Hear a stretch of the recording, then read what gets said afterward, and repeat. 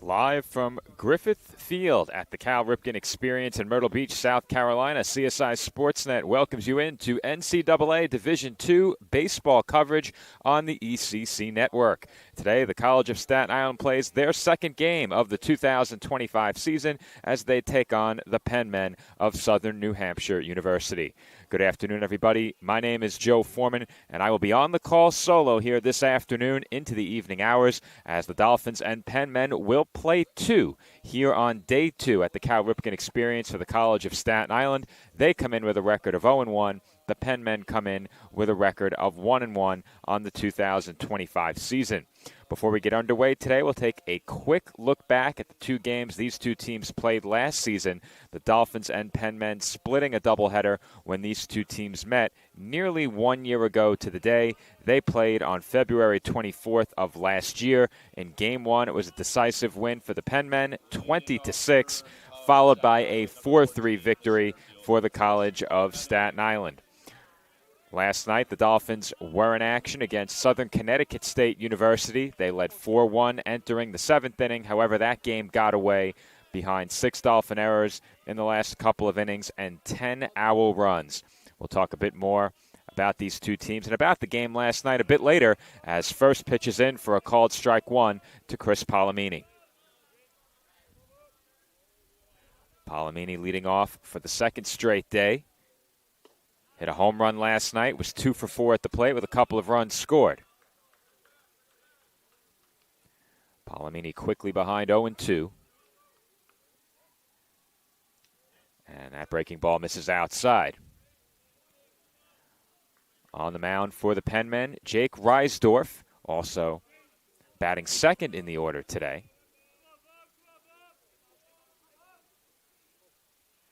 The 1-2 from Reisdorf is hit sharply on the ground to second. Knocked down there. And Palomini is thrown out for the game's first out. Our camera angle not quite as good as the one we had last night.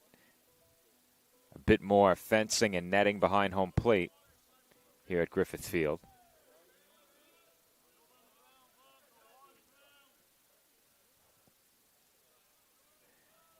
At the plate now for the Dolphins, Michael Flashner, and he looks at a strike. Flashner in last night's game was 1 for 4, and immediately following his first hit as a Dolphin, he was picked off of first base. And Flashner takes outside. Several Dolphins made their CSI debut last night, Flashner among them, back in the starting lineup today, as he slices that one foul. J.J. Hunter also made his CSI debut. That came in a pinch hitting appearance in the ninth inning. He gets the start behind the plate today. Get you the full lineup for the Dolphins in just a moment, as that misses outside for ball 2. Palomini was the leadoff batter, followed by Flashner at the plate right here. The rest of the Dolphins lineup, Vigliotti, Weigel, Hunter, Waterman, Bartnick, Kehoe, that being Jack Kehoe, Nico Rodriguez, and Gerard Santos will get the start as Flashner fouls back another one.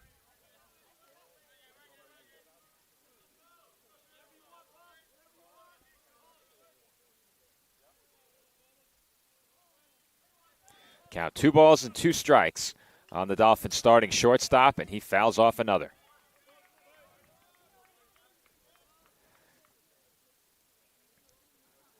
Another chilly day here in Myrtle Beach.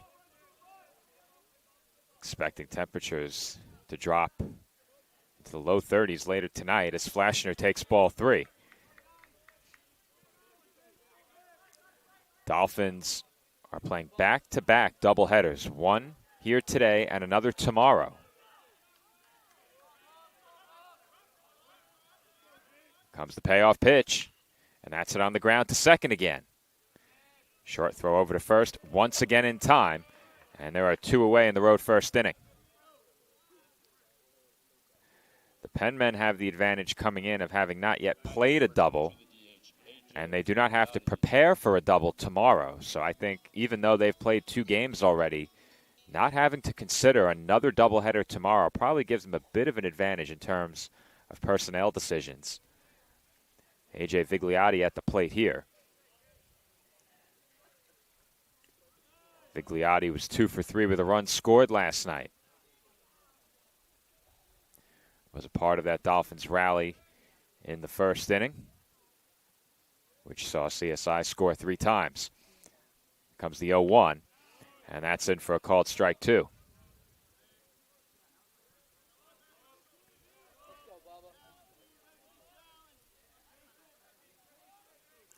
Comes the 0-2. And that breaking ball catches the inside corner for a called strike 3. Vigliotti did not like the call, but Jake Reisdorf picks up the strikeout, and the side is retired in the road first inning. Dolphins go down 1-2-3. The Penmen come to bat with no score. And we are back here on CSI Sportsnet as Gerard Santos takes the mound for the first time this season. Santos was the CSI Pitcher of the Year in 2024, won that award at the Finneys come year's end in early May. Starting lineup he will face from top to bottom for the Penmen. Leading off will be Giancarlos Colon. Batting second, the pitcher. Jake Reisdorf, we saw on the mound already, batting third. And playing center field is number 27, Nader Wachter. In the cleanup spot will be Jorge Burgos. He starts at second base. Batting fifth will be number 30, Jackson Marshall. He's playing first base. In right field and batting sixth is Shane McNamara.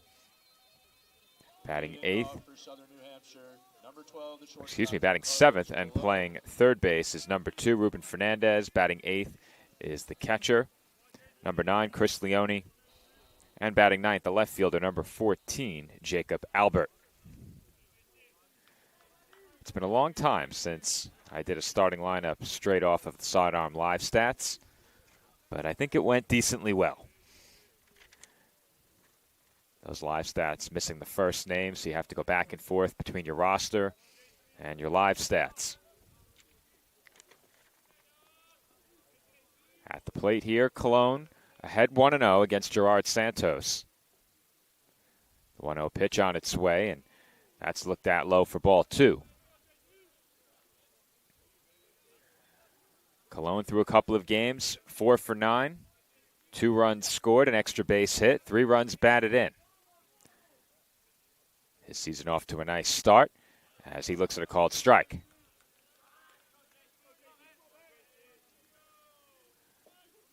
Colon has drawn a walk this year as well, reaching base in half of his at-bats. 5 out of his 10 plate appearances have ended with him reaching base, and he's ahead here 3-1.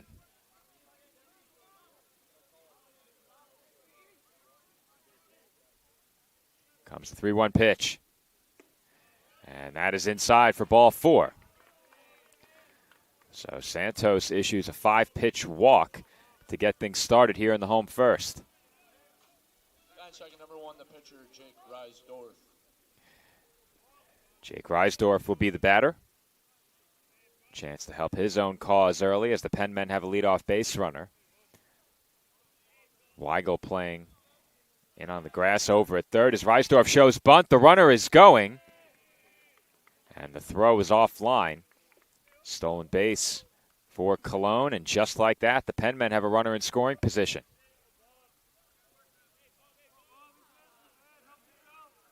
That will move Weigel back at third just a bit. Reisdorf ahead in the count, 1-0 here, and he is swinging as he chops that one foul.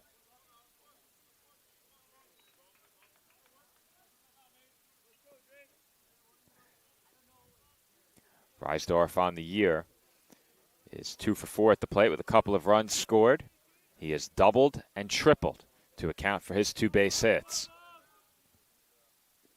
And that one is blocked behind the plate by Hunter, but it got away far enough that easily able to take third. And actually, they're going to say the batter was hit by the pitch.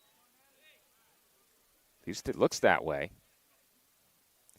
And that is indeed the call. So last night, we had a controversial hit-by-pitch call in the first inning. Initially, it was ruled that Michael Flashner was hit by a pitch. It was then overturned about 30 seconds later, and they said he didn't try and get out of the way. He leaned into it, in fact. And with the lean in, he is officially credited with a strikeout in that box score last night. So a big opportunity here at the plate for the number 3 hitter, Nader Wachter. He's behind 0-1 after that last swing and miss. 2 runners on, nobody out here in the home first inning. Santos looks towards second and delivers a strike. Santos quickly ahead 0-2.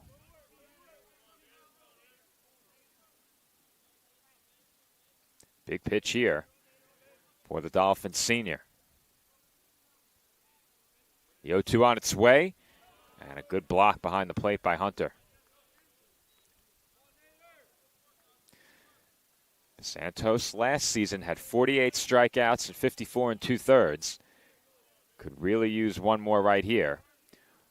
At the plate, Wachter, meanwhile, red hot to start the season. 4 of 7, 4 runs scored, 2 home runs.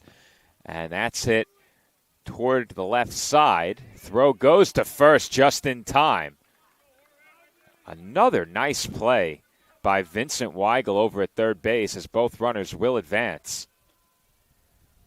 He and his shortstop on the play converging over the ball. That was Flashner who came across his face or perhaps ended up behind him. My perspective behind the plate, obstructed by a lot of fencing and a lot of netting. However, the Dolphins do get the out at first. That's the first out of the inning. And Weigel now has the runner at third and a run down.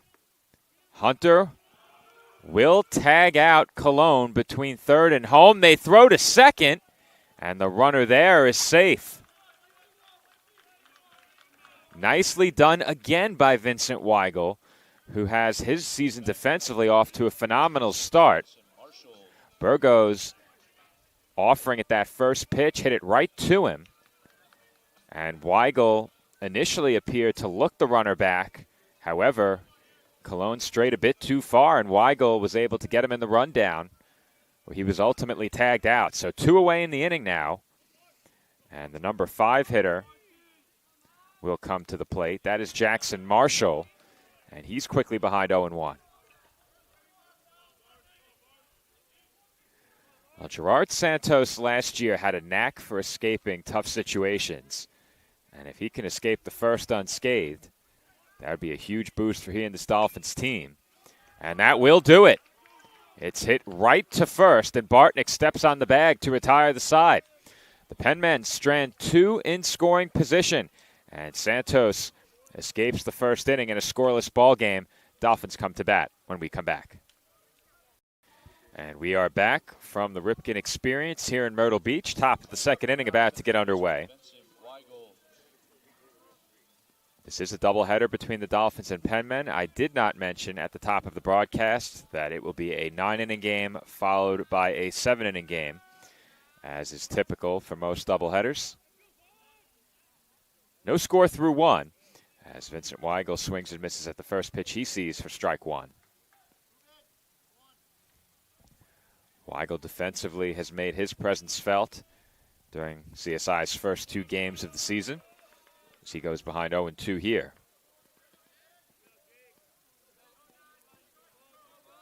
Last night, Weigel was 1 for 4 with a run scored at the plate as he takes down and away.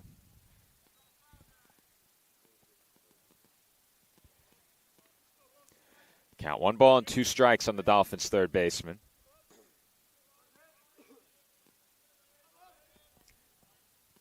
Reisdorf comes set and delivers. And there's a swing and a miss at the off-speed pitch for strike 3. So Weigel goes down on strikes to open up the road second. And that will bring up J.J. Hunter.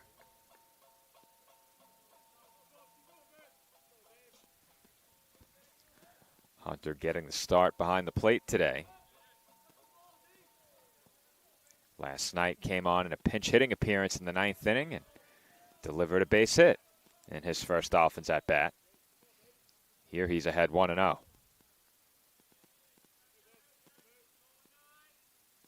Comes the 1-0. And Hunter takes up and in.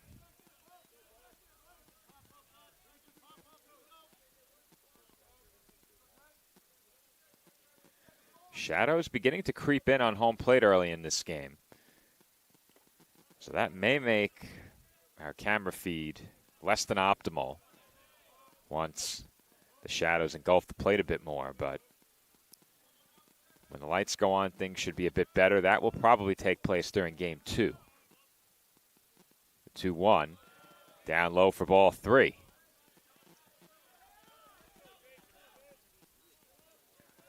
Hunter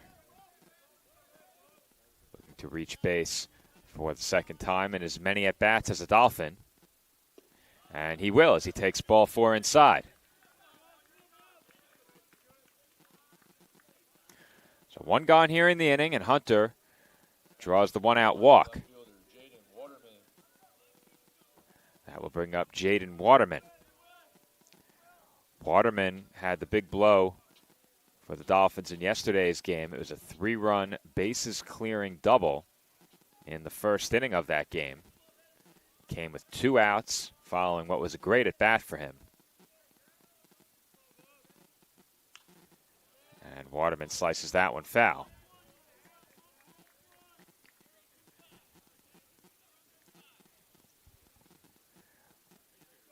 Waterman in last night's game was 1 for 4 with that double.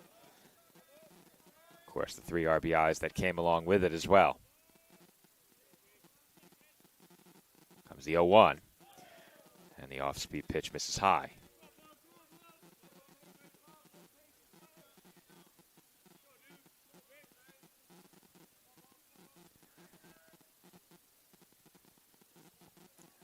Reisdorf checking on the runner at first. Now delivers the 1-1. And Waterman looked to have attempted a half swing there. Just got a piece. It's now 1-2.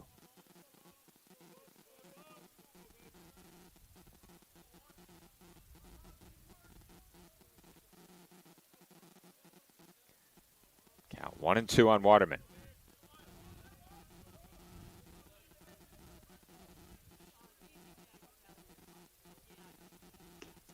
And Waterman looks at a called strike 3. So Waterman goes down on strikes. And there are now 2 away in the inning. Number 17, the first baseman, Chris Bartnick. Chris Bartnick will be the batter here.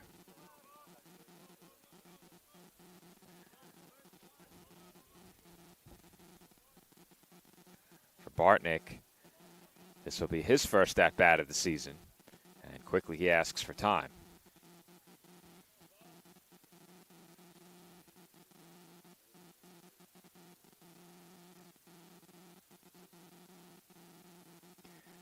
Reisdorf will step off here. The infield umpire making note of something, perhaps that call for time. I think that's what he was noting.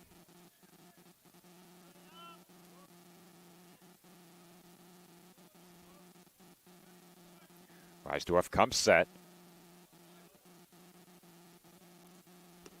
And the fastball is blown by Bartnick for strike 1.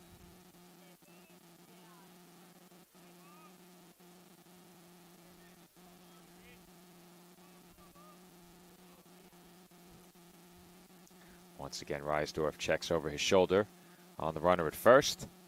Not a big lead for Hunter as Bartnick takes high.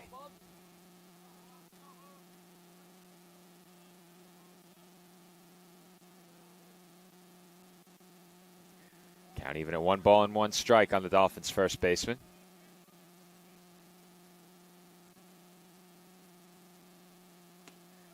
And Bartnick takes high.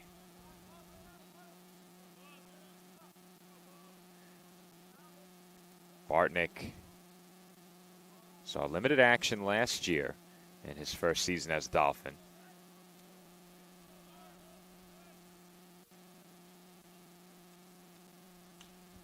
And here he skies one just beyond the infield. And the catch is made it short to retire the side. So the Dolphins strand 1 in the road second inning. Still no score with the Penmen coming to bat in the bottom half of the second. And we are back from Griffith Field for the bottom half of the second inning. No score between the Dolphins and the Penmen. Gerard Santos back to the mound for CSI. First batter he will face is Shane McNamara. McNamara ahead in the count, 1-0. And he is hit by the 1-0 pitch. So for the second straight inning, Santos puts the leadoff man on. He walked Giancarlos Colon in the first. And he hits McNamara with that last pitch. That will bring up Ruben Fernandez. Fernandez taking a look toward that third base coaching box. He comes in 2 for 3 with a run scored. See if he's asked to bunt as Santos checks on the runner at first.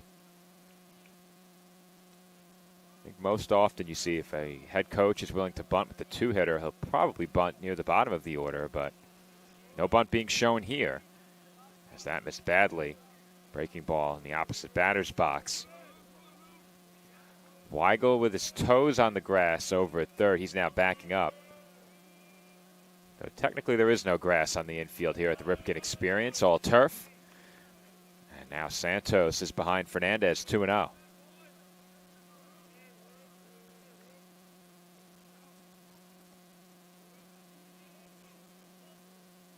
Runner going. Hunter's throw skips in. Not in time. So Shane McNamara has the second Penmen stolen base in this game. And for the second straight inning, the Penmen have put a runner in scoring position. Still nobody out in the frame. And Santos is behind here on Fernandez, 3-0. Mentioned before that Santos has had a knack for working through trouble. Looks like he may have to do so again here as he walks Fernandez on 4 pitches. Batting eighth, number 9, the catcher, Chris Leone. Chris Leone will be the batter here, and he has an opportunity to put his team in front with a base hit. Leone already has 2 runs batted in this season. Just 1 for 9 at the plate.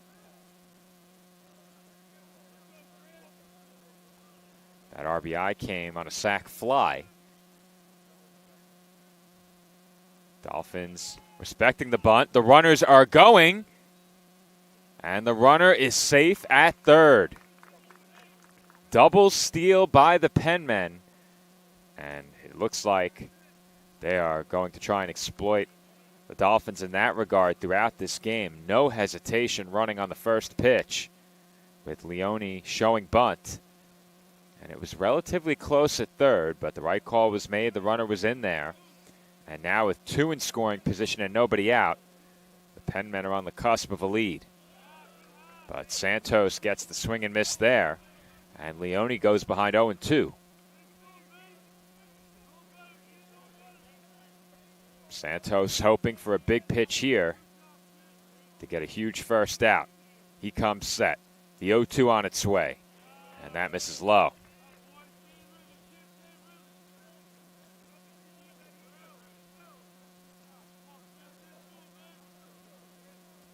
Count now 1-2 on Leone.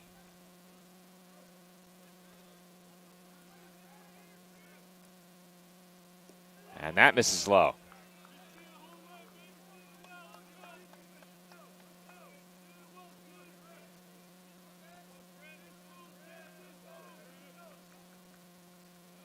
Count even, 2 balls and 2 strikes. First base is open, but with nobody out. This is the batter you want to get. And that's hit sharply. Diving stop, Weigel. But they will not get an out on the play. It was going to be a tough play at first if Weigel came up throwing. Instead, he looked the runner back to third. And good base running there not to get hung up in that spot. Because very easily you can find a situation where the runner on third does not hold. McNamara was wise not to go on contact. And credit to Weigel as well for keeping that ball on the infield. But unfortunately for the Dolphins, they do not record an out. And now a huge opportunity here for the Penmen with the bases loaded and nobody out. Jacob Albert at the plate, looks at strike 1. Albert comes in 1 for 4 on the year. Comes the 0-1. And Albert got a piece. Foul ball. And just like that, Santos gets ahead 0-2 again. Oftentimes, at the D2 level, you see the ace of a staff at or above that strikeout per innings pitched mark. Santos does not fit that description. He is certainly an ace on the staff, but does not have those strikeout numbers. Needs one here as that gets through Hunter. And the game's first run will come in to score. That's likely to be a passed ball as Hunter had it go through his glove and straight to the backstop. And with that, the Penmen take a 1-0 lead.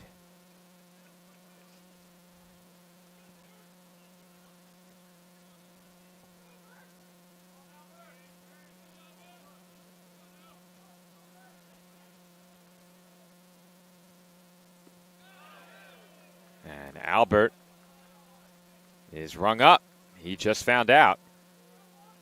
But that is strike 3, and Santos does pick up the strikeout. And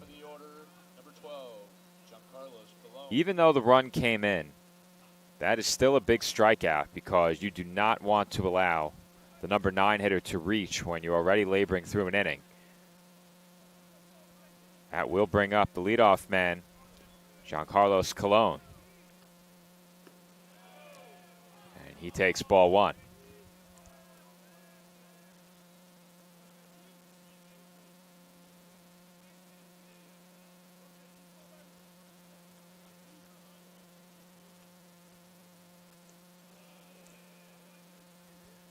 Quickly now, the count 2-0 on Colon.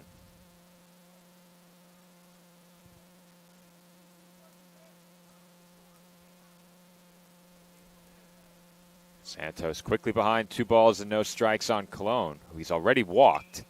And that is ripped into left field for a base hit. That will bring in 1. And they will hold the back runner at third. In to score on the play is Fernandez. Leon moves up to third. And it's an RBI single for Giancarlo Colon. It's now 2-0 Penmen.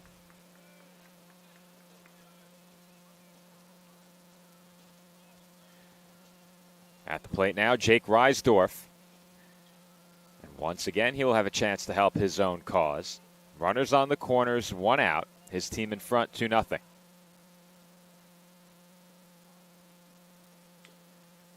That's chopped foul.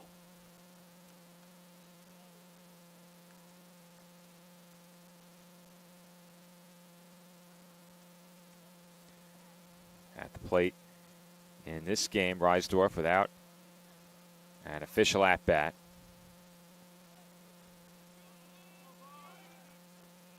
And they'll check on the runner at first. Reisdorf was hit by a pitch in his first plate appearance. And he swings and misses here for strike 2. Santos with another chance here for a big strikeout. He's behind 2-0. And that's chopped foul.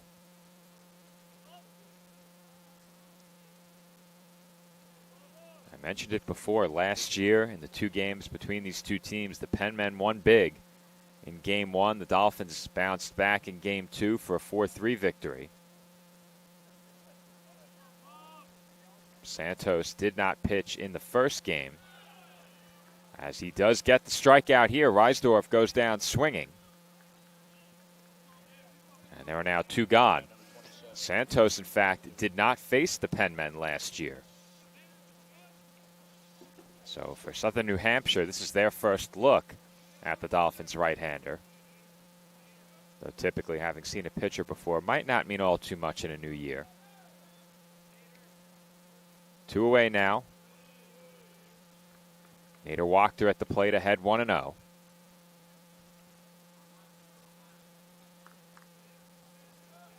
Wachter grounded out his first time up. And Santos would love another ground ball here if he can get it. Anything to get him out of this. And given where this inning started, You have to be okay with 2 runs if you're the Dolphins. Penmen would certainly be pleased if they could add to their lead. And that's it out to right field. Just getting under it was Wachter. And the catch is made out and right by Jack Kehoe for the final out of the inning. But not before the Penmen strike for the game's first 2 runs. We are through 2 from Griffith Field in Myrtle Beach. Southern New Hampshire over Staten Island, 2-0. Top of the 3rd inning from Griffith Field in Myrtle Beach. The Dolphins now trail the Penmen 2-0. For the Dolphins in the road third, it will be 8, 9, and 1. Kehoe, Rodriguez, Palomini due up. Jack Kehoe made his Dolphins debut last night, getting the start out in right field, as he is in this game. Kehoe finished the game last night 0 for 3.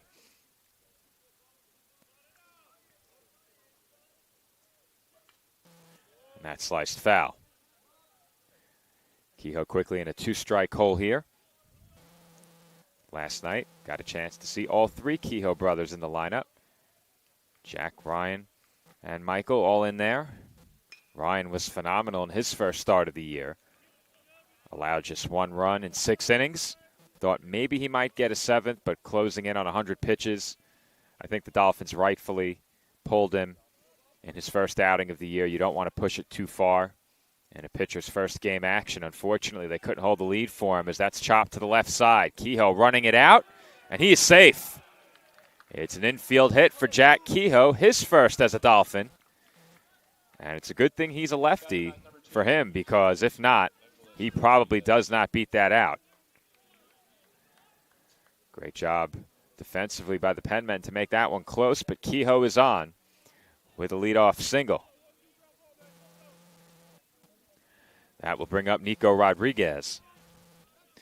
Rodriguez last year burst onto the scene for the Dolphins with a game-winning hit in the first week of the season.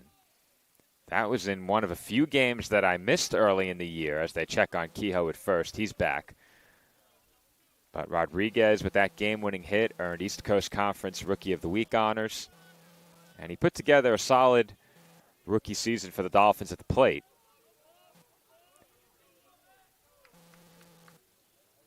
Still awaiting the first pitch of this at-bat. He shows bunt, lays it down. It's a good one. And he's thrown out at first. Sacrifice successful. Kehoe moves up to second, and the Dolphins have a runner in scoring position for the first time.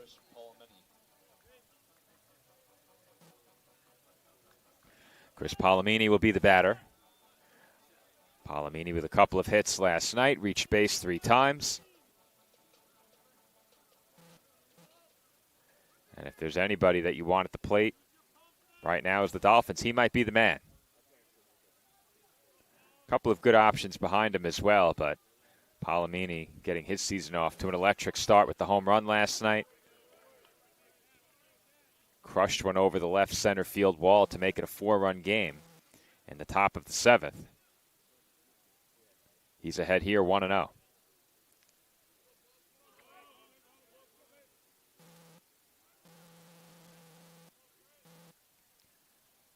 1-0 pitch on its way, and that's low for ball 2. Kehoe thought about it.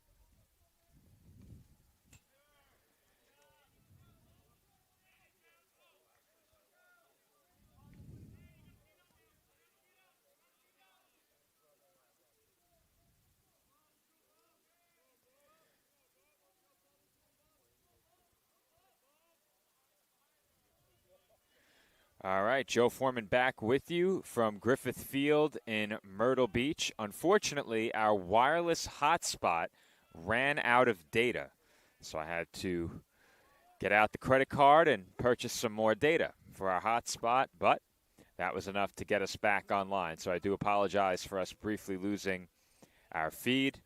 The loss of signal was a bit more than brief, but you did not miss any scoring. It is still 2-1. Southern New Hampshire over Staten Island, as this may be 2 here. 6-4-3 on the double play, and a nice scoop to boot over at first base by Marshall. And just like that, the Dolphins are turned aside in the 4th. It remains 2-1 Penmen over Staten Island, headed to the home half of inning number 4. And the first pitch here in the home fourth inning is hit pretty well out to center, but Palomini up to the task once again, makes the catch on the warning track, and he has played a phenomenal center field during his time with the CSI baseball program. One gone now for the Penmen here in the bottom half of the fourth. That was Ruben Fernandez who hit that last ball, and now Chris Leone will be the batter. And Leone will try and bunt. Santos can't get a glove on it, and Weigel throws it away. They did not have a play at first, and an ill-advised throw almost resulted in an out at second as the Dolphins nearly committed a second error on the play.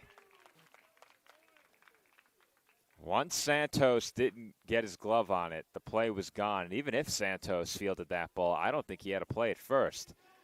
Perfectly placed bunt there by Leone, and that affords him two bases. That will bring up Jacob Albert.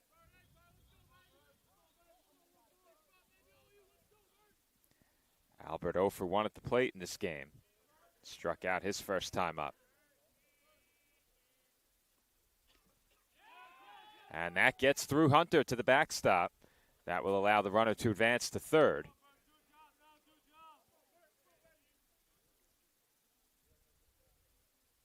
And now the Penmen with a chance to get their two-run lead back.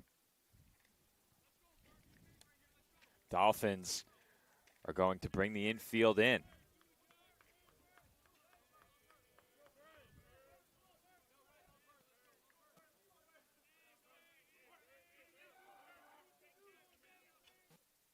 The 1-0 pitch on the outside corner. Well, I said it earlier in the game, and it holds true here as well. You have the number 9 hitter at the plate. If you're Santos and you want to escape unscathed, this is the out you're looking for. He's now ahead 1-2.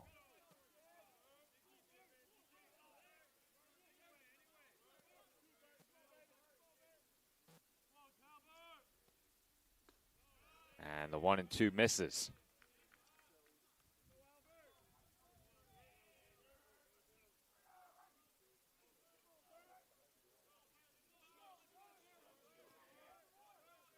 Santos comes set.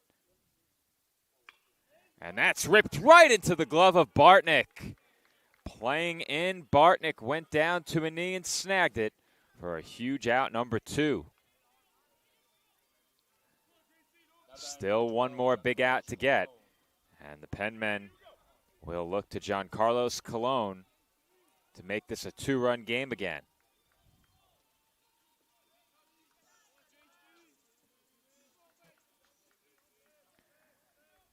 Colon officially 1 for 1, has driven in a run and walked as he takes a strike.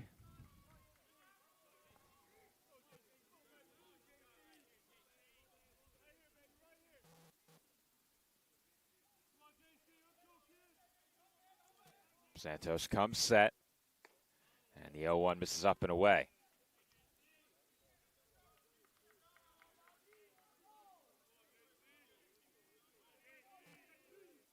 Count even at 1 now. And that misses low.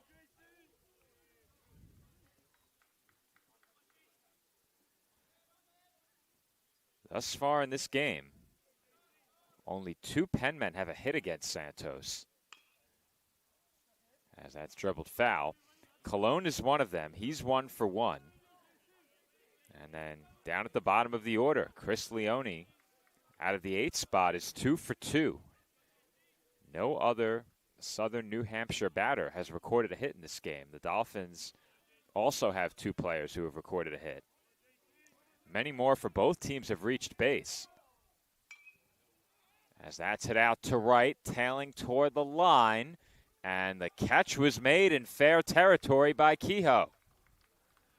That will retire the side, and once again, Gerard Santos works his way out of trouble in the 4th. Through 4 from Griffith Field in Myrtle Beach. It is 2-1 Penmen. Chris Bartnick leading off for the Dolphins here in the road 5th inning. This game 1 of 2 between the Penmen of Southern New Hampshire University and the College of Staten Island. Once again, this a 9-inning game. Game 2 will go 7.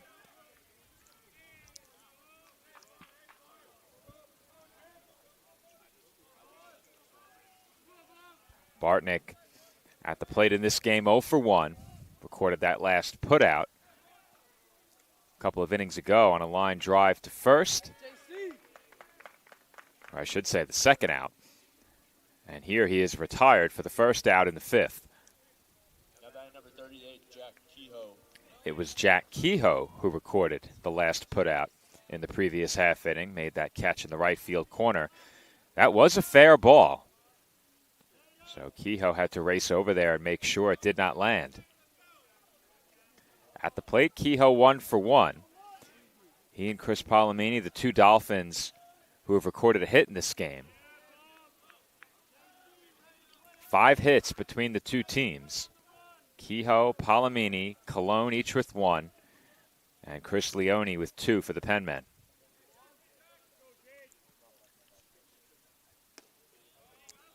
That pitch misses outside.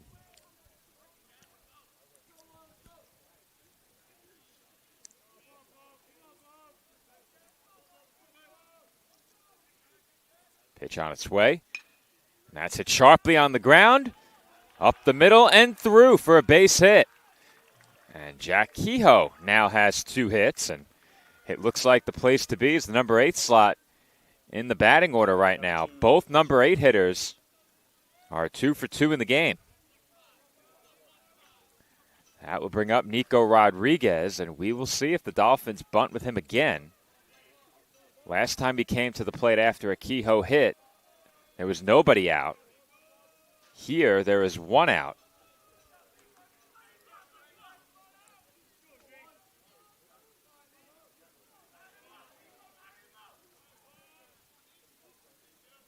And they'll check on Kehoe at first, so they are not going to let Kehoe get a big lead. And that is likely warranted.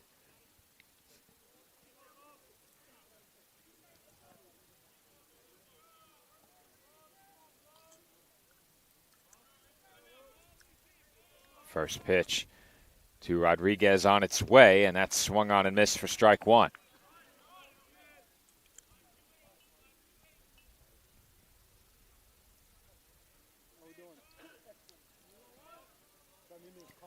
Count 0-1 on the Dolphins' second baseman.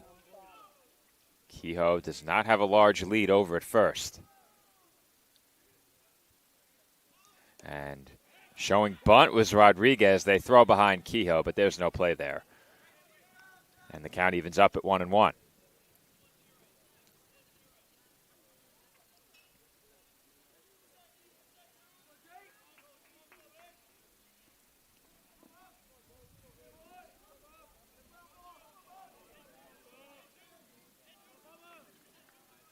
Comes the 1-1. Runner going.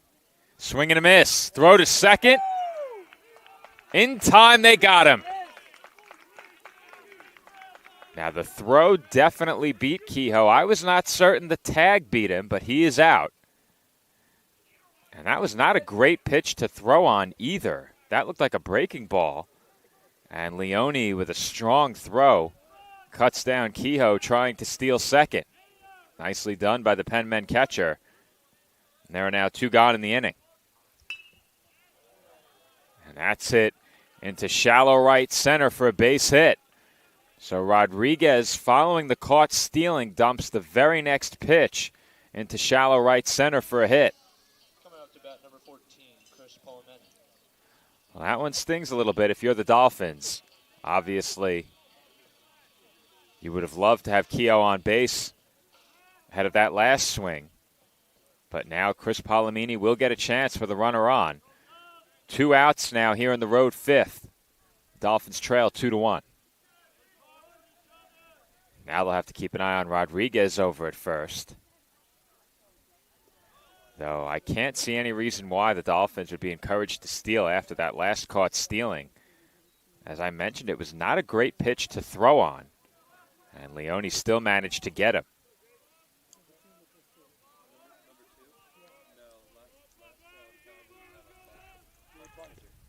And they check on Rodriguez again.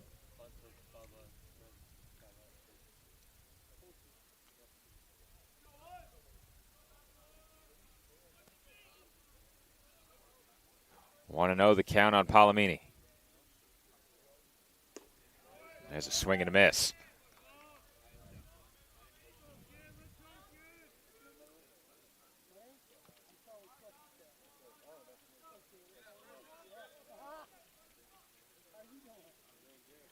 Once again, Reisdorf checks over his shoulder on Rodriguez. Here comes the 1-1. That's sliced the other way, straightaway right field, and caught there for the final out in the road fifth. Dolphins had a base runner early in the inning, caught stealing, erases Kehoe. Rodriguez dumps a single into right center, but he is stranded at first. And we head to the home half of inning number 5 with the Penmen in front, 2-1. Jake Reisdorf will lead things off for the Penmen in the home fifth. And he looks at a called strike one. Reisdorf at the plate, 0 for 1.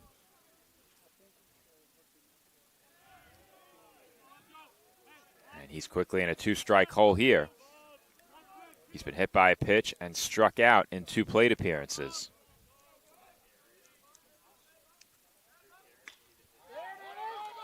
And that one's at the shallow right center for a base hit. So Reisdorf on an 0-2 pitch is quickly able to get on to open up the home fifth. Coming up to bat, number 27, Nader Wachter. And that will bring up Nader Wachter.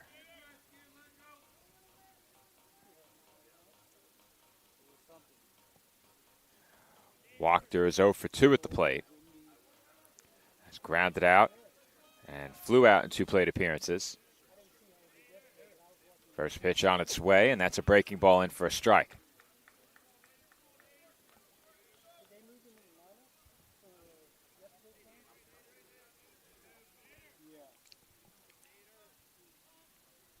The 0-1, in for a called strike 2.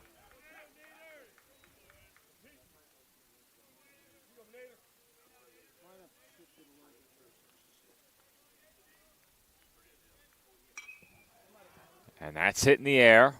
Right center field, carrying well. Palomini there, and he makes the catch. Well, the wind is definitely not blowing in that direction. Actually, it's blowing more toward left center, and it is a relatively calm wind, thankfully, given the temperature outside. But off the bat, I did not think that ball had that much on it.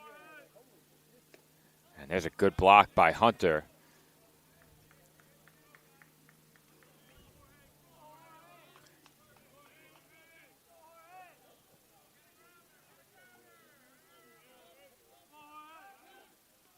One away in the inning here as they check on the runner over at first.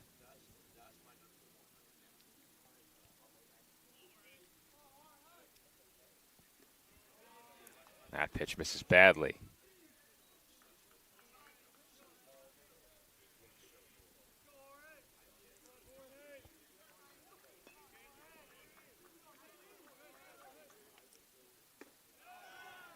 And the Dolphins dugout wanted that call. They don't get it.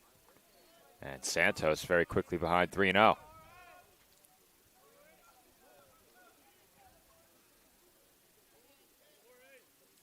Jorge Burgos looks at a strike here. Burgos is officially 0 for 1 in this game.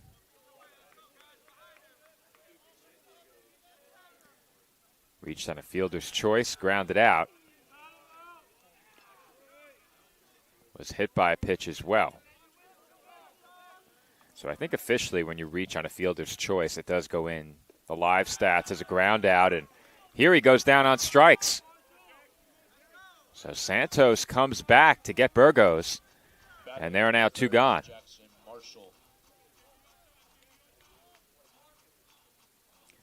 That will bring up Jackson Marshall. Marshall is 0 for 2 at the plate. And he will have a word with his third base coach ahead of this at-bat.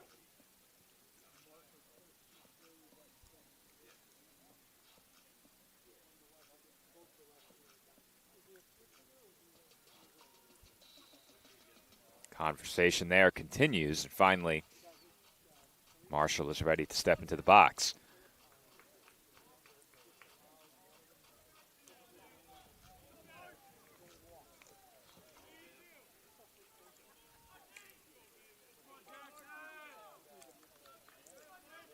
Santos looking to keep this a one-run game.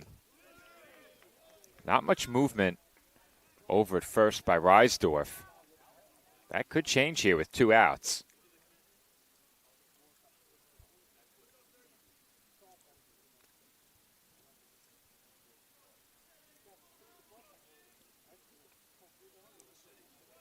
Marshall ahead 1-0 here.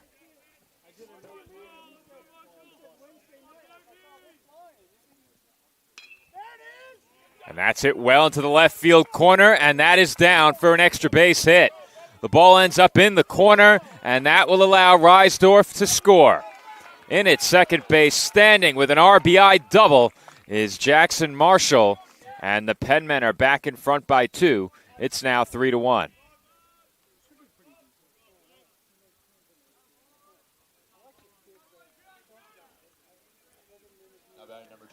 Now once again, Santos came to within an out of keeping this a one-run game. This time, a loud double by Marshall denies him the scoreless inning. And at the plate now, Shane McNamara. He swings and misses for strike 1.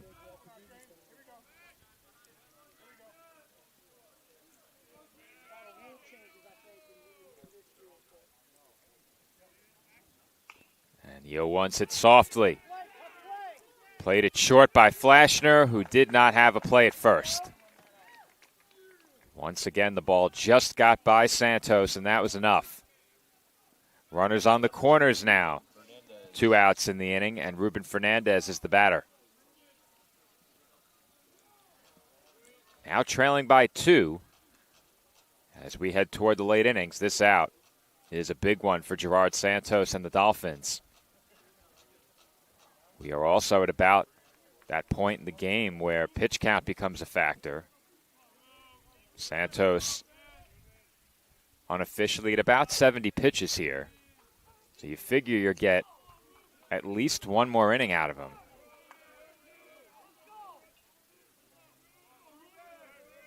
He's behind 1-0 here on Fernandez.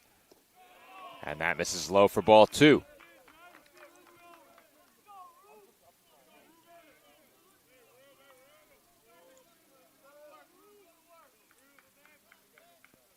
Comes the 2-0. And that's down and away for ball 3.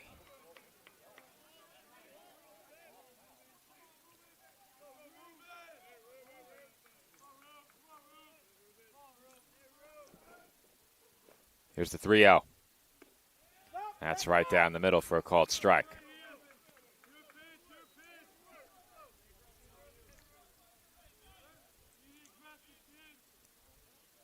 Comes the 3-1. And that's swung on and missed. A 3-1 breaking ball.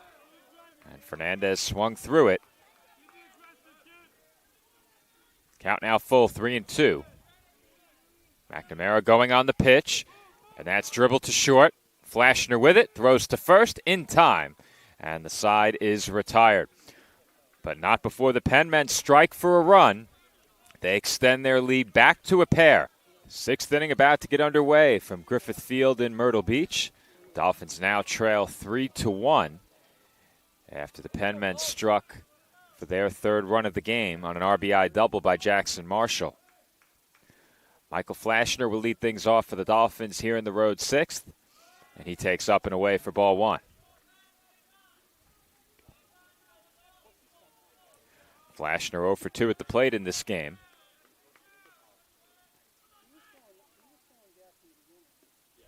And he looks at a called strike.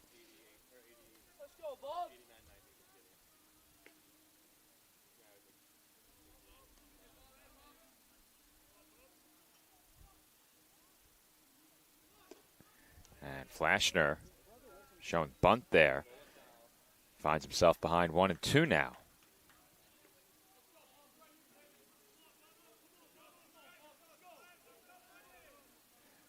2, 3, and 4 due up for the Dolphins. Flashner, Vigliotti, and Weigel.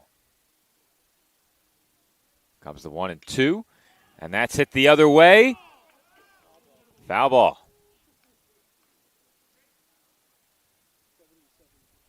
No protest from the Dolphins. Always so tough to tell when you are not elevated from behind the plate. Being right behind the plate, you do not get a good look at fair or foul down the line. Based on what I've seen the first 2 days here in Myrtle Beach, everything has looked fair. That's chopped foul.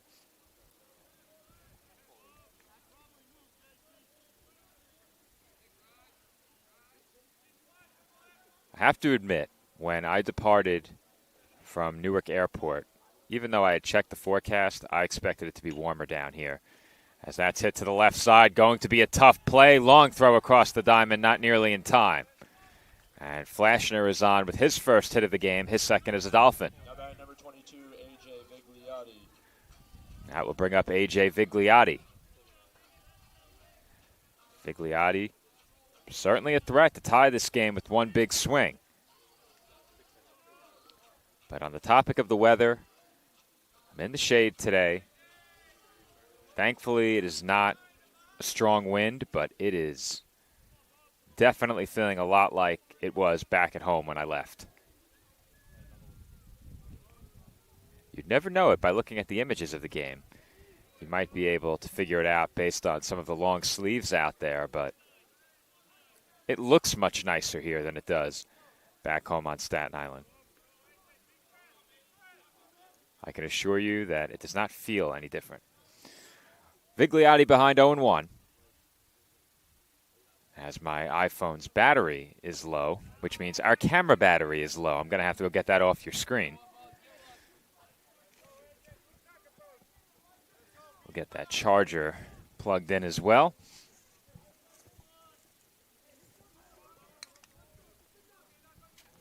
Try not to obstruct the picture too much as we do this. And we'll get in there right now. Our CSI Sportsnet colleague, Nick Bavona, watching back at home, was just about to warn me about the battery life. Well, that won't be happening again, thankfully.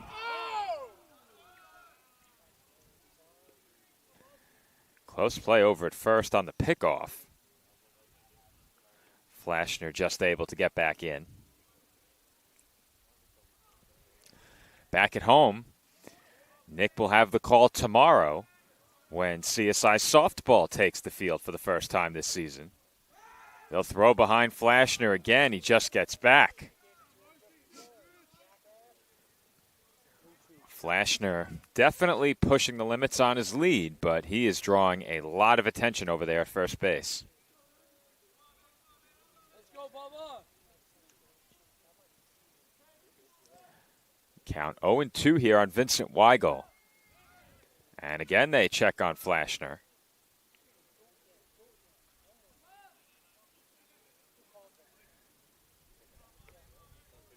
We've seen throughout this game, the Penmen look to run. The Dolphins did on one occasion, and it did not work out as Keogh was caught stealing. And here Weigel hits one toward the hole. Throw to second, not in time. And they will not get Weigel at first either. It's an infield single for Vincent Weigel. And the Dolphins now have the tying runs on base with 2 outs on the board here in the 5th. So I think I was right initially when I was about to say 2 outs. I checked over my shoulder and saw the board said 1. That's what we have live stats for. And there is indeed just 1 out. So they did not get an out on that last play. There is indeed 1 out in the inning.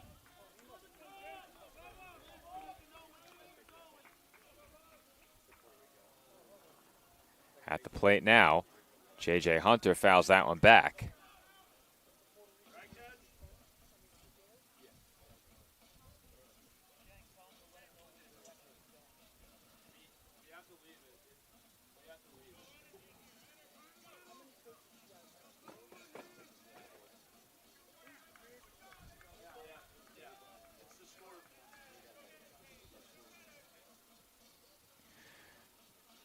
Faulty Daktronics equipment strikes again. Been there before. They're trying to get that second out off the board. I actually do know how to do it.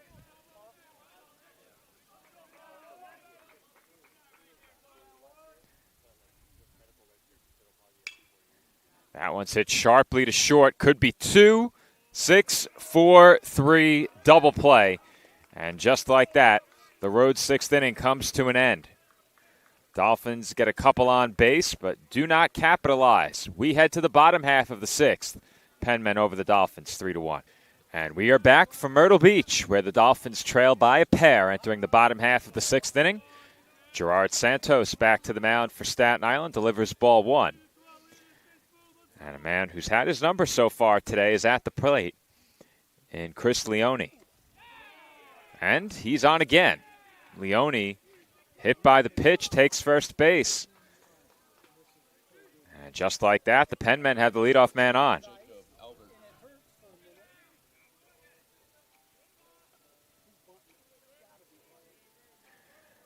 Number 9 hitter, Jacob Albert to the plate. And immediately, Vincent Weigel moves in over at third base. Albert shows bunt and sends it foul.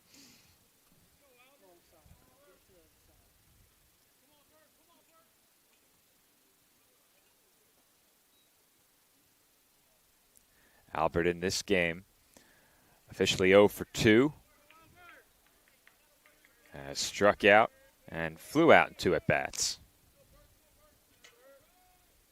He's showing bunt again here on 0-1, pulls it back and takes a ball.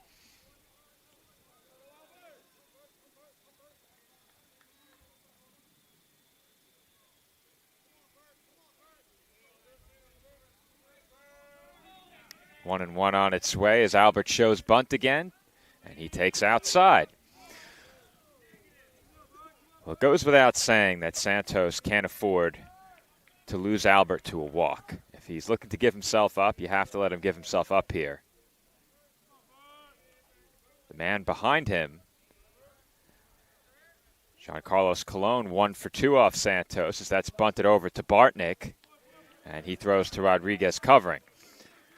The sacrifice once again successful. The runner moves to scoring position from first.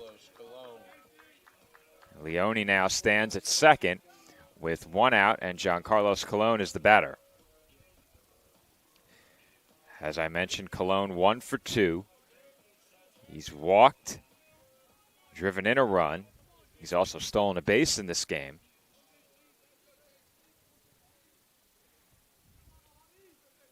First pitch from Santos on the corner for a called strike.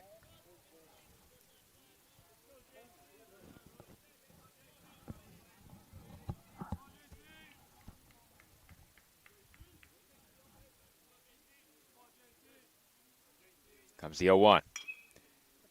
And that's hit to the left side. Long throw for Flashner, and that was not a wise play.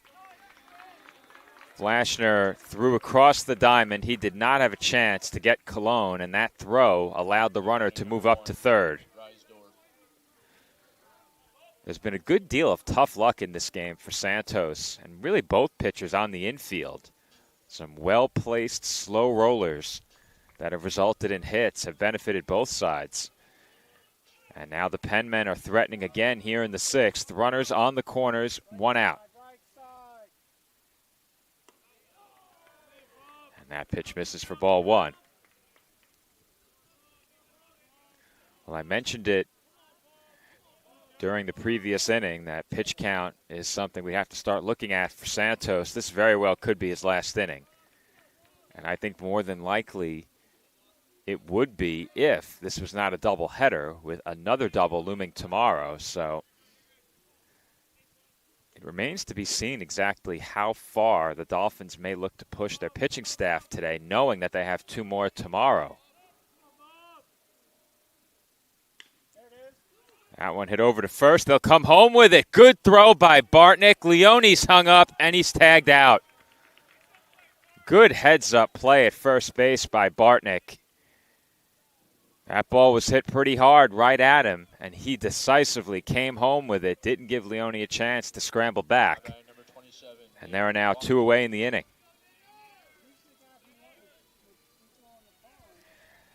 Nader Wachter is the batter now. And he comes to the plate here with 2 on and 2 outs.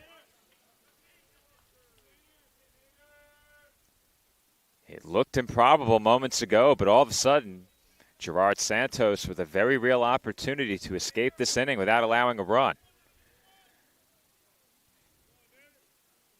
Thus far in the game, Wachter is 0 for 3 against him. And he takes inside. Now it's 2-0 on Wachter.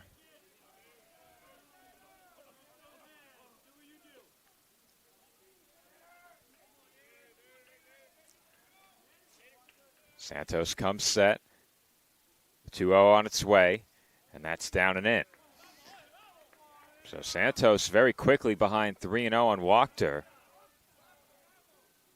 Jorge Burgos waits in the on-deck circle.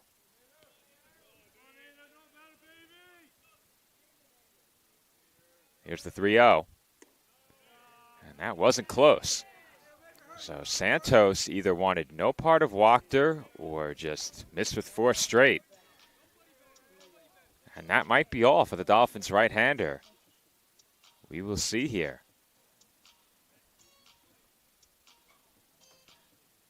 Dolphins' entire infield joining him at the mound, and he is going to get handshakes as Mike Morrow takes the baseball. Or perhaps not. The Dolphins reliever backpedaling toward the bullpen, beginning a sprint, backpedaling again, and now jogging out toward the mound. So it looks like Santos may have been petitioning to stay in the game. But the Dolphins will make a pitching change here, and that is all for the CSI starter. Had to attend very quickly to a stats issue. But Christopher Martinez is the new Dolphins pitcher. And he will come on in a big spot with the bases loaded and 2 outs. Now, for a few moments there, it looked like Gerard Santos may have been petitioning to stay in the game. Really tough to tell. A bit closer than normal, and Martinez began to make his way onto the field, stopped, backpedaled, and then started again. But Mike Morrow took the baseball from Santos, and that was all for the Dolphins starting pitcher. The final line on Santos remains to be seen, as he is responsible for all 3 runners. However, his line to this point, 5 2/3, 3 runs, all earned. He allowed 7 hits, walked 3, struck out 4. So Martinez continues his warm-up. And the first man he will face is Jorge Burgos. Burgos in this game comes to the plate 0 for 2. And he will have an opportunity here to break this game open with 1 big extra base hit out of the cleanup spot. Number 23, Jorge Burgos. With just 3 innings to play, and the Dolphins having only scored once, you get the sense this might be an out the Dolphins have to have. The Penmen could really set themselves up well for the second game of this doubleheader by breaking this game open here as Martinez misses down and away. For Martinez, this is his first appearance as a Dolphin. Tough spot to inherit. Bases loaded, 1-0 count, and it's now 2-0.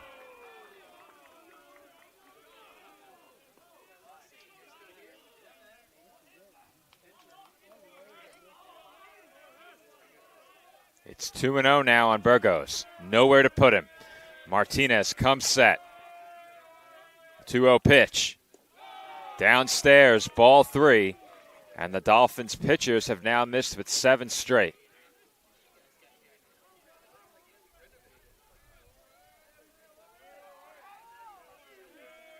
It's 3-0 on Burgos.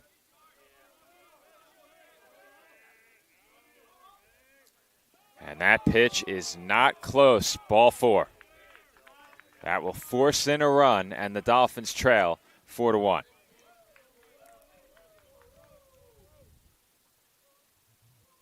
Now batting number 30, Jackson Marshall. That will bring up Jackson Marshall.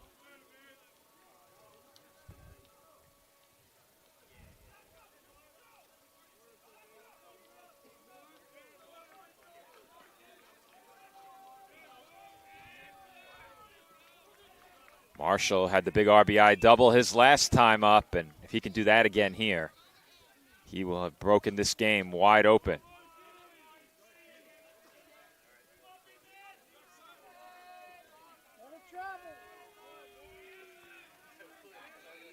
It's 0-1 now on the Penmen first baseman.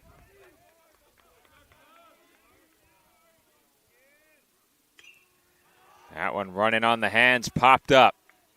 Flashner makes the catch, and the side is retired. Dolphins limit the damage to 1. We head to the 7th. Southern New Hampshire 4, Staten Island 1. Jaden Waterman will lead off here in the 7th inning for the Dolphins as he looks at strike 1. Waterman 0 for 2 at the plate in this game. And he's quickly in a 2-strike hole.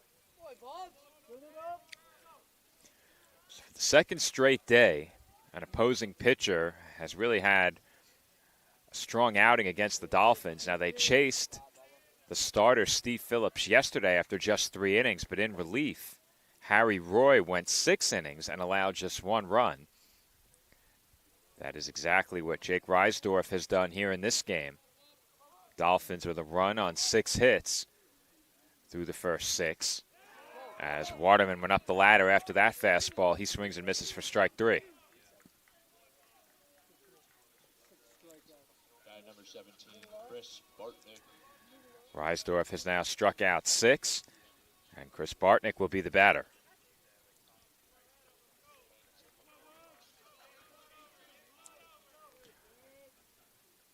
Bartnick 0 for 2 at the plate, and he swings and misses for strike 1.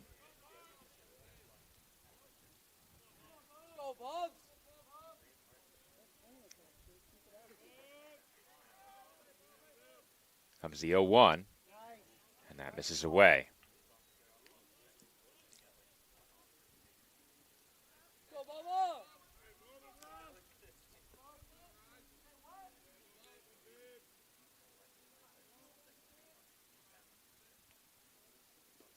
That's in the dirt for ball 2.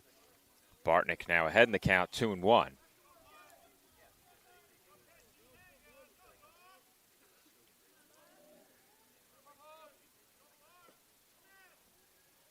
Comes the 2-1. That's it pretty well to left field, but the catch is made just shy of the warning track out and left. And there are 2 gone in the inning. Now batting number 38, Jack Kehoe. That will bring up Jack Kehoe. Kehoe 2 for 2 in this game.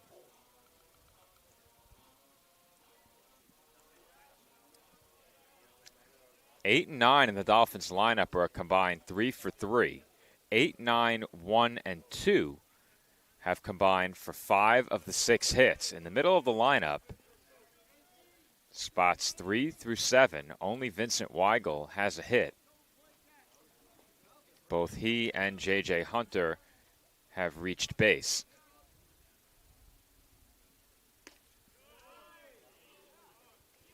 Kehoe now with an even count, 1 ball and 1 strike.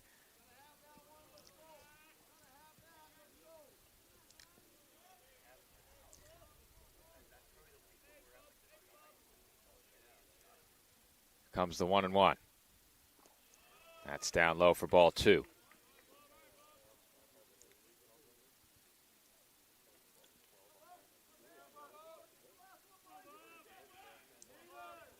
At the very least, the Dolphins would like to make Reisdorf work and try and get him out of this game. Unofficially, he's over 100 pitches now. He takes down and in.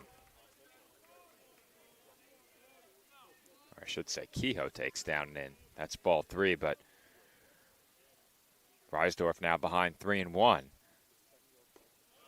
And Kehoe thought he had the walk, but does not get the call there. The count now full, 3-2.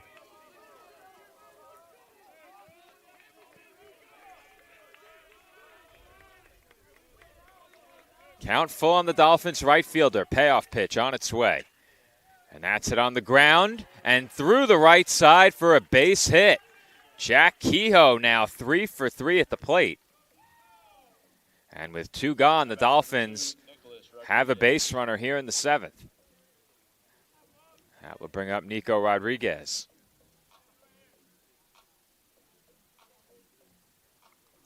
Rodriguez 1 for 1. Had a successful sacrifice earlier.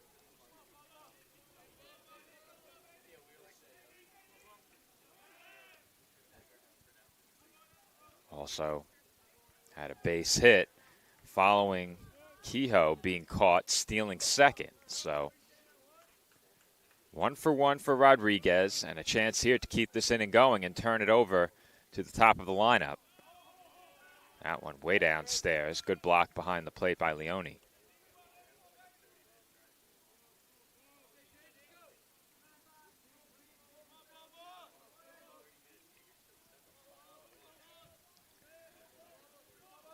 Want to know the count on Rodriguez. Kehoe stays put at first, and now it's 2-0. Well, if there's one thing you don't want to do here, it's walk Rodriguez and give Chris Palomini a chance as the tying run. Have to attack Rodriguez and let the chips fall where they may there. The 2-0 coming, and that's grounded foul. I'm a bit surprised Rodriguez had the green light there.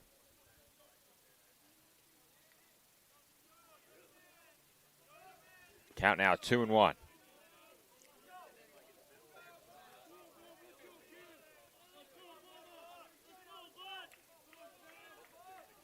Once again, not a very large lead for Kehoe at first.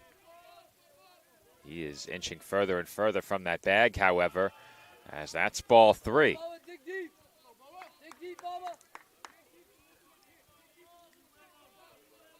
Count now 3-1 on Rodriguez.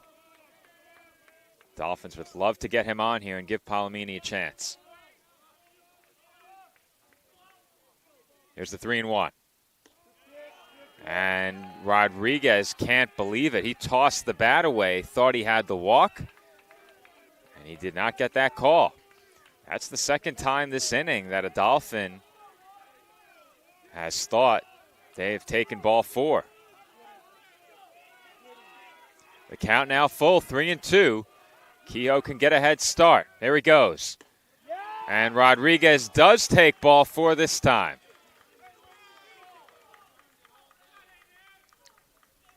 Now batting number 14, Chris Palomini.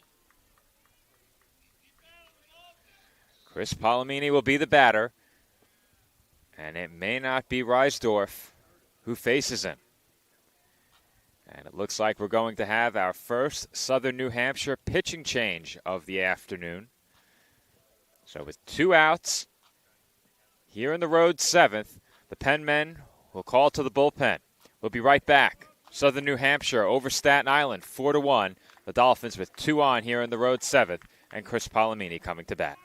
And we're back here from Myrtle Beach. Chris Palomini, the batter, and he takes a breaking ball low for ball 1. Had obstruction in our camera. I was trying to fix it. May have made it a bit worse for a moment, but this is about the best we're going to get right now given the shadow situation. Meanwhile, the situation on the field, a dire one, as that's hit deep to left into the corner, foul ball, and not by very much. Palomini made a bid there. As the situation nearly became dire for the Penmen. Another long ball here for Palomini would tie the game. He homered last night. Count even at 1-1 on the CSI center fielder, and he takes down and away for ball 2. The new pitcher for the Penmen, Cam Varney. He relieves Jake Reisdorf, who pitched very well. Made it through 6 2/3, officially 110 pitches. Comes the 2-1. And big opportunity there for Palomini on what was a hanging breaking ball. But he did fool him just enough, had him out in front. And it's now 2-2.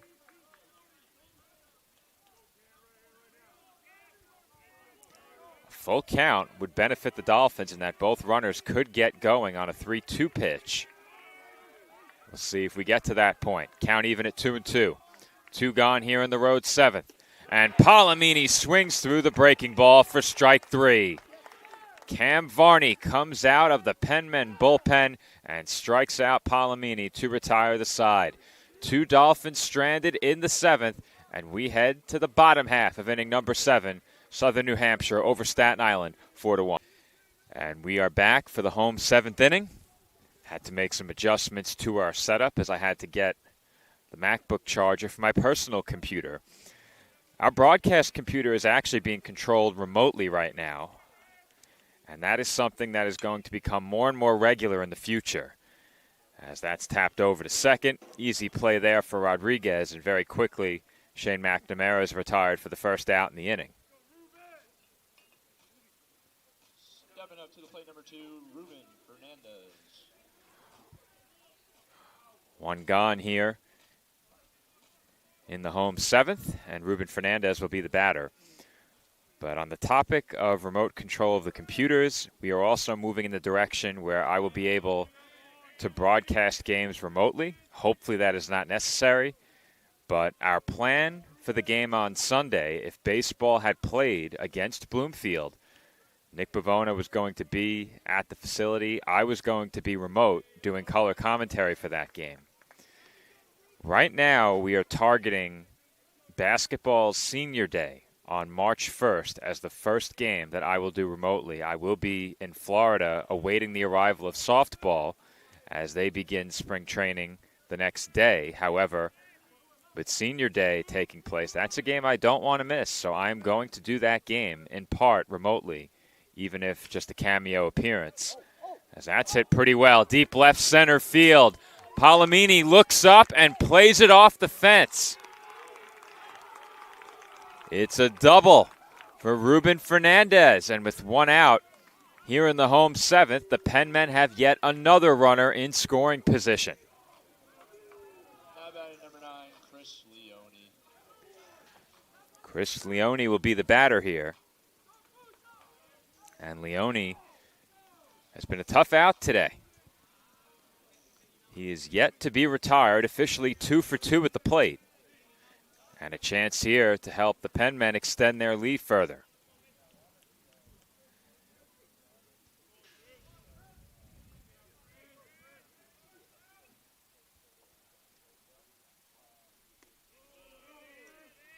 That pitch misses up and away for ball 1.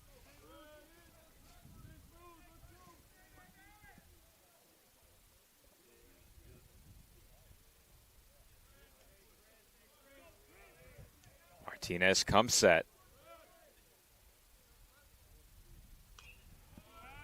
That's popped up foul. Count even at 1 ball and 1 strike.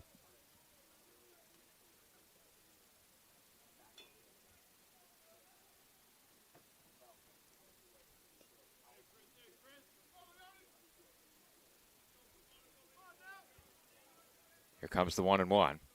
After a long look towards second, Martinez delivers just low.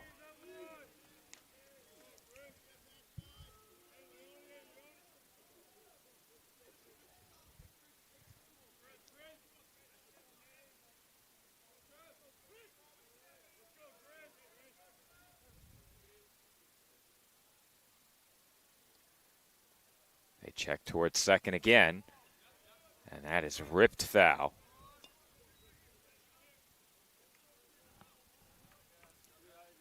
Count now even at 2.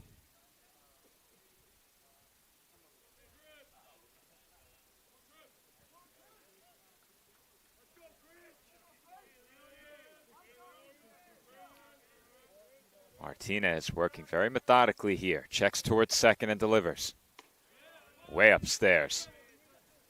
Count now full, 3-2.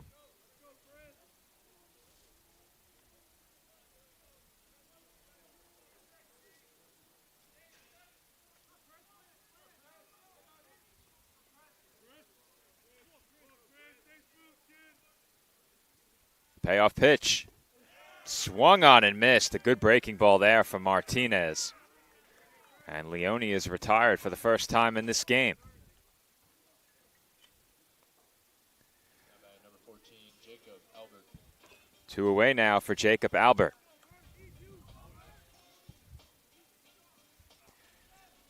Albert is 0 for 2 at the plate. Behind him, it's back to the top of the order. Martinez hopes he does not arrive there in this half inning. Quickly, he's behind Albert, 1-0.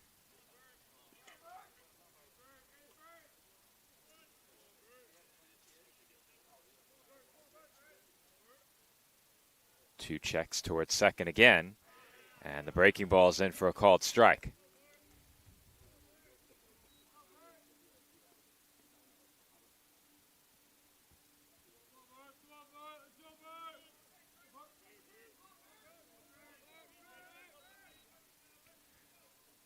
Here comes the 1-1. That's bunted foul.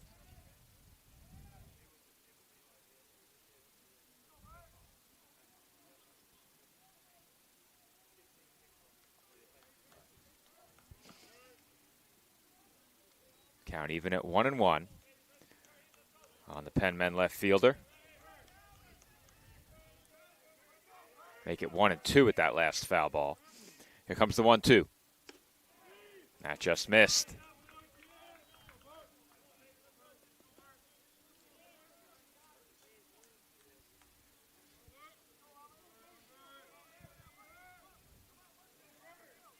Count now 2-2. They're holding the runner on at second right here. Now Flashner backs up into position, and Albert strikes out. 2 punch-outs in the inning for Christopher Martinez. And he strands a runner in scoring position here in the 7th. We are through 7 at Griffith Field in Myrtle Beach. The Dolphins trail the Penmen 4-1. And we're back from Griffith Field. Michael Flashner will lead things off for the Dolphins here in the 8th inning. Staten Island trails Southern New Hampshire 4-1. Dolphins have had some chances in this game. The Penmen have had a few more, but just 5 runs scored thus far through the first 7. As Flashner looks at a called strike. Count even at 1.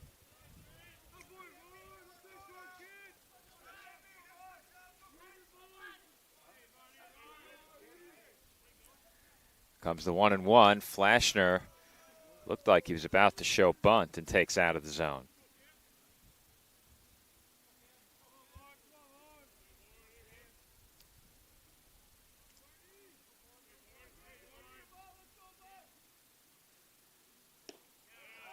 And that pitch just missed for ball 3. So Cam Varney did return to the mound here in the 8th.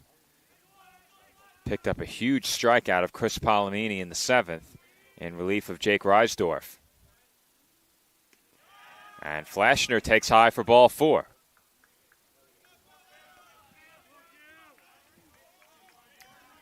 So Dolphins now have the tying run in the on-deck circle, and A.J. Vigliotti will be the batter.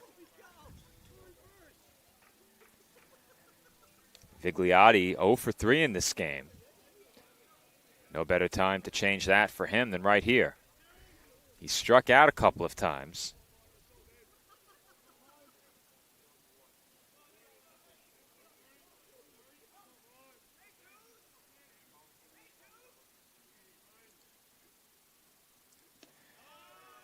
And Varney misses down and away for ball 1.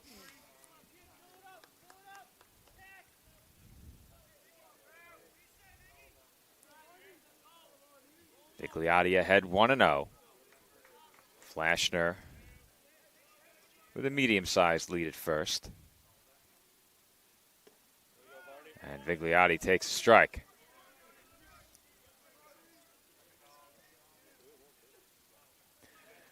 Behind Vigliotti, Vincent Weigel stands in the on-deck circle. Weigel 1 for 2 in the game. The count even on Vigliotti, 1 ball and 1 strike.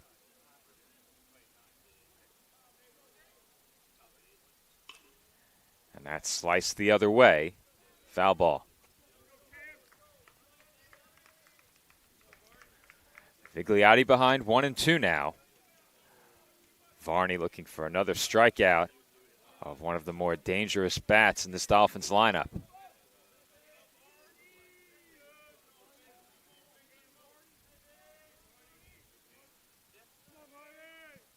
Here comes the 1-2. Vigliotti fouls away another.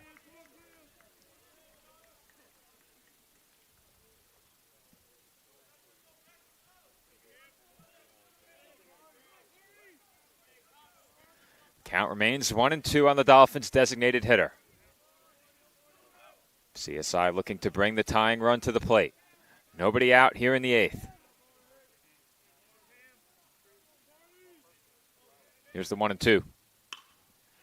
That's hit pretty well out to center field. And the catch is made on the warning track. Heading back to first now is Flashner, and he will slide in safely. Vigliotti made a bid to make this a one-run game, but Wachter was able to chase it down right in front of that 391 marker in center field.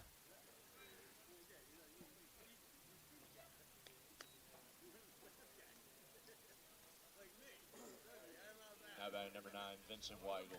And that will bring up Vincent Weigel. As I mentioned before, Weigel is 1 for 2.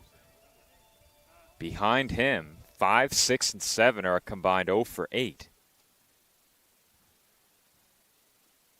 And there's going to be a conversation here at the mound, perhaps a pitching change. Didn't look down into the bullpen to see if anyone was throwing. I think this may just be a discussion here. Nobody emerging from the bullpen in right field yet.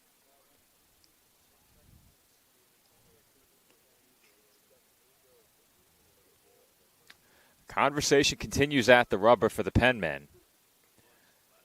Dolphins now down to their final 5 outs. Looking to make some noise here in the 8th. Varney will remain in the game. Each team has used just 2 pitchers, which bodes well for them heading into Game 2. Dolphins really found themselves behind the 8 ball last year after losing in Game 1 by 14 runs. Obviously, that came with a lot of pitching usage.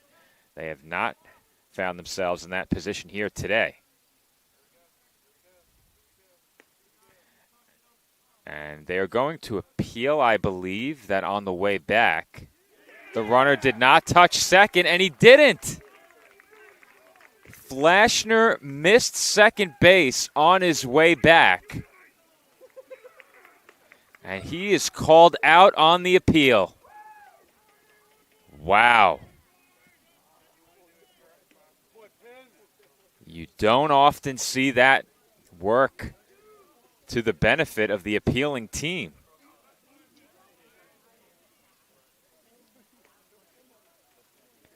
Mike Morrow will have a discussion about it with the infield umpire who made the call. So what happened? Flashner touched second base as he made his turn to third. He did not, however, touch on the way back. He sprinted a circle around the base. And that is the call. So Flashner is out. And the Dolphins now are down to their final 4 outs with the bases empty here. And Vincent Weigel looks at a strike.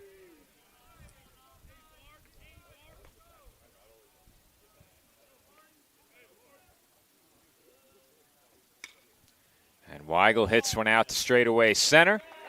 And the catch is made to retire the side. So Varney gets some help from the appeal and gets through the inning facing the minimum. Dolphins now down to their final 3 outs, looking to keep this a 3-run game. The Penmen looking for some insurance in the 8th when we come back. Giancarlos Colon, the batter, to lead off here in the home eighth. Christopher Martinez back to the mound for the Dolphins, and he delivers a breaking ball strike on the inside corner.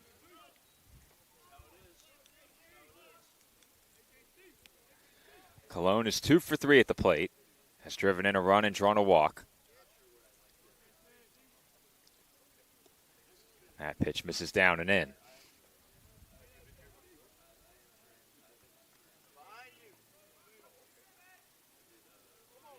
They'll track down that lost baseball there. Count even at 1 on the Penmen shortstop. Pitch on its way.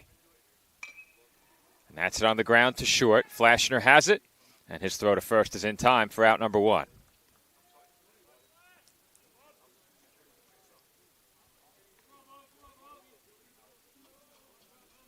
Now batting number 1, Jake Reisdorf. That will bring up Jake Reisdorf.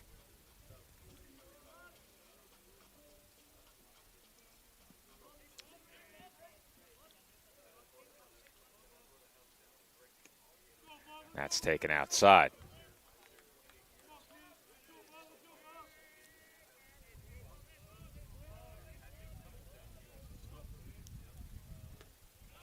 Martinez working quickly, delivers outside again, 2-0. Reisdorf 1 for 3 at the plate, has a base hit and has struck out in 3 at-bats. Martinez induces a ground ball here as Reisdorf is thrown out. But he's given the Dolphins much-needed innings here. He very easily, after that walk to the first batter that he faced, forcing home a run, could have seen that inning spiral and this game get broken open, but he did not allow that to happen and has pitched a clean inning in between and now has the first 2 outs here in the 8th.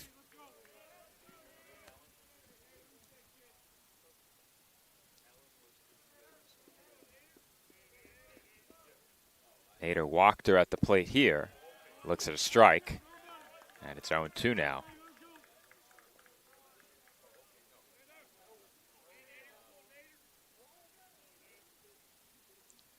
Pitch on its way from Martinez. And he got him. Third strikeout in relief for Christopher Martinez, and he caps off what I would deem a successful Dolphins debut. The Dolphins hope to prolong this game at least another inning. They trail 4-1, coming to bat down to their final 3 outs in the 9th. J.J. Hunter set to lead off for the Dolphins here in the 9th inning. CSI down to their final 3 outs, trailing by 3 runs. Cam Varney back to the bump for the Penmen as Hunter fouls that pitch away.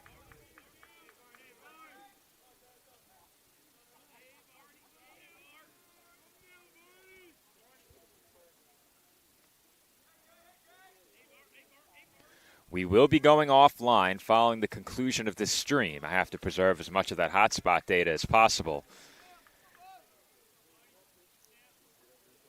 Not sure we're going to be able to stream 10 games with video down at softball. That might not be feasible. But we will see how the week treats us. At least the games that are a part of the new billing cycle can be streamed with video.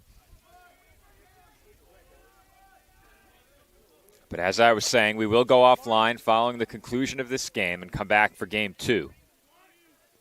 Count 1-2 on Hunter, and he chases the breaking ball out of the zone, strike 3. 1 away here in the road 9th.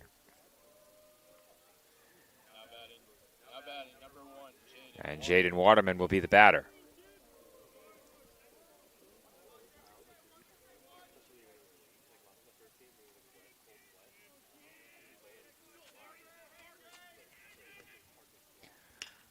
Waterman hits one on the ground through the left side for a base hit, and the Dolphins have a 1-out base runner.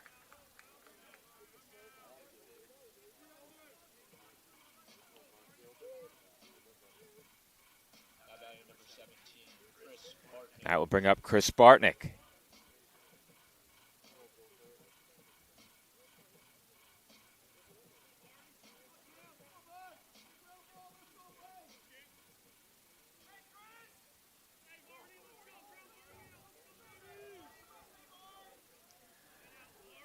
Bartnick at the plate in this game, 0 for 3.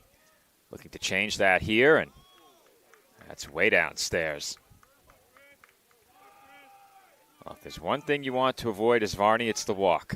Make Bartnick earn his way on, because behind him, Jack Kehoe is 3 for 3, and Nico Rodriguez is officially 1 for 1.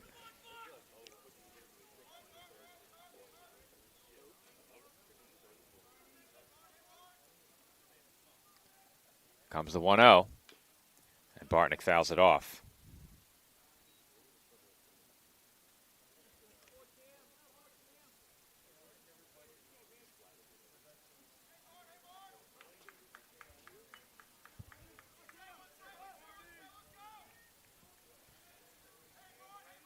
Count 1-1. Varney comes set and delivers. Bartnick hits it on the ground, foul ball. And Bartnick now behind 1-2.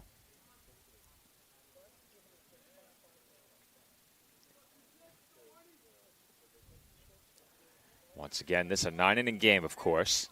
Game 2 will go 7. Dolphins looking to avoid an 0-2 start with a rally here in the 9th. Varney comes set. The 1-2 pitch on its way, and Bartnick slices one foul.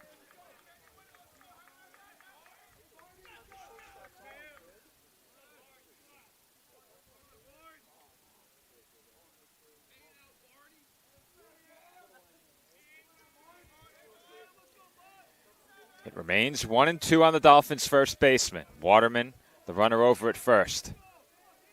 Tying run in the on-deck circle. And Bartnick swings through that pitch. Throw behind Waterman, not in time. And Waterman got hit in the face with the tag attempt. And he's a bit shaken up. And you could see it. As he slid back in, the glove caught him in the face. One of those quick snap tags on a throw behind the runner. And he will take a minute to gather himself here.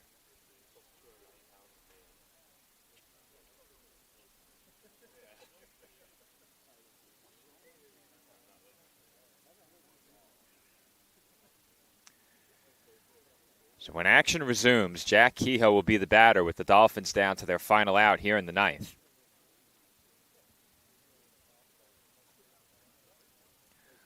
Waterman still on his knees over at first right now, and I think there is some blood as well. Looked like he may have been spitting something on the dirt. I don't know if he got hit in the mouth and it caused the cut, but he's definitely bleeding over at first base, so they're going to get some towels from the dugout.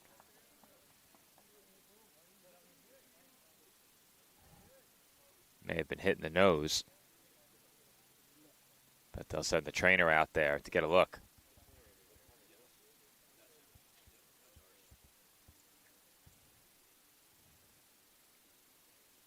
Oh, yeah. That is a pretty serious cut there. You can see it from here. May have been hitting the lip by the glove, and if not the lip, it's a nosebleed. Hopefully nothing more than that.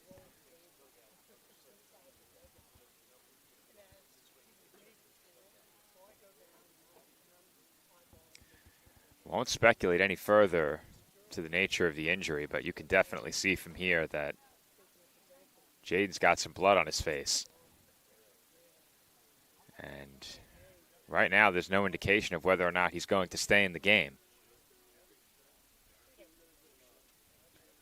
With the team down to their final out here in the 9th, if he's one of your premier base runners, you consider him to be such, his run doesn't really matter.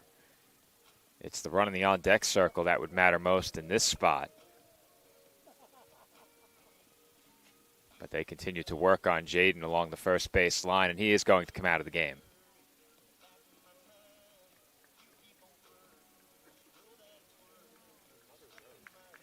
And they do have some gauze in the nose. So it looks like a nosebleed.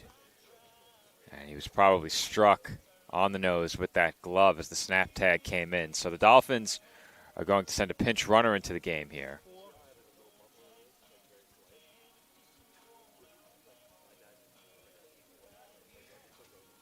Pinch runner is going to be Christopher Riley.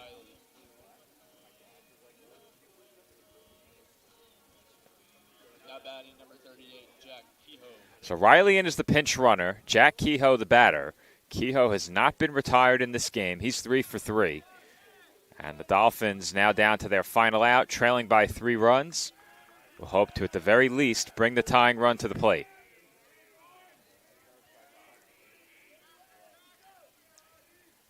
Varney has had to stand around for quite some time now, and he delivers a breaking ball strike.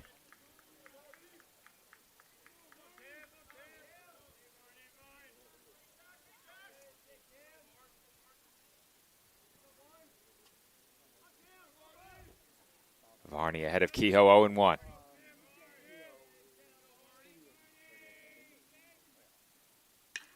And that's hit sharply on the ground, right side. Diving stop and the throw to first by Colon in time. Or check that. That's Burgos at second. Either way, the ball game is over. And the Dolphins fall in game 1 of 2 against Southern New Hampshire University. The Penmen pick up the victory 4-1. They improve to 2-1 and take a 2-1 lead in the all-time series. Game 2 between these two teams coming up next. We will go offline until that time, and when our feed returns, you will hear from me once again. Until then, this has been Joe Foreman. Game 2 between the Dolphins and Penmen coming up next here on CSI Sportsnet. Separate stream, same place. We'll be back with first pitch of Game 2 shortly.